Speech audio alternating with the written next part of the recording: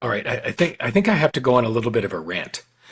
There was an article that came out a few months ago before the end of the year, and it talked about a guy in Silicon Valley who was working harder than reasonable and was trying to prove himself by outworking everybody else. And back on August 20th, he was found dead in his office. He had literally worked himself to death. And the article was called Life Work Balance is Better for Business. And it went on to advocate all the ways that having a life outside of work was critical. But again, it was talking about it in terms of that flawed concept. Now, at least they called it life work balance, but there's still a flaw in that terminology. The egregious lie is work life balance, where we're putting the word work first in the equation, which is daft.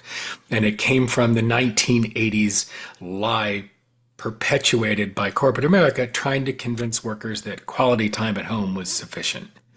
And that was just to try to get longer hours and higher productivity without losing engagement and while maintaining retention. It was awful. So, but the idea of even just tweaking it to life work balance still leaves the idea of balance. And again, to balance two things like a teeter-totter, you have to separate them. And that's not how life works. We have a very fluid environment now.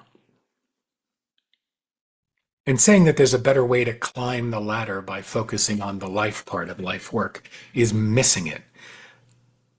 I've challenged the phrase a lot, and you've heard it, because the real idea is life is made up of lots of things, only one of which is work. Family, faith, community, travel, you name it. There are lots of different values-driven elements of our lives that our goal is to find a rhythm across them all. So work doesn't belong in the equation at all. It should be, and I will maintain this forever, life rhythm.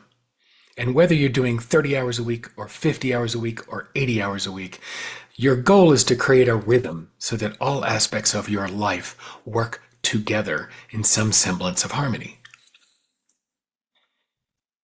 I have a client that I've been working with for a number of years who has been with the same firm for decades, and his identity was wrapped up in that firm. And one of the things he's been focusing on is how to do the same amount of work or more in a fraction of the time. And it's a great challenge to play with.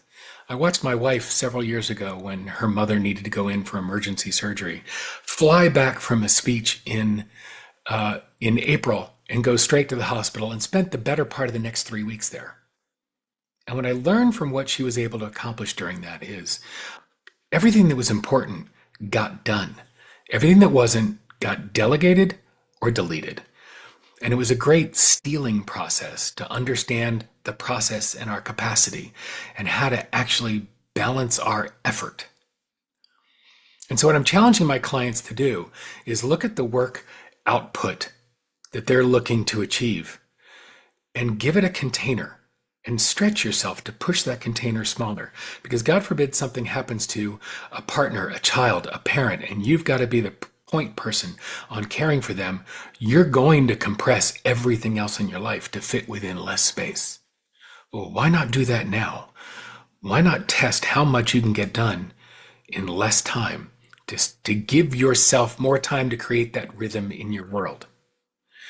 And look, you know you're out of rhythm when your spouse hates your job or your company more than you do. You know you're out of rhythm when you're eating at your desk or with your colleagues more often than you're eating at home. You're out of balance when you haven't been to a kid's practice, let alone game, in years. You know when you're out of balance. When the things that are truly important to you outside of work are taking a back seat to work, you're out of balance. You're out of rhythm, and that's more important. So challenge yourself. How can you produce what you want to produce in your professional endeavors in a fraction of the time so you have more room for life rhythm?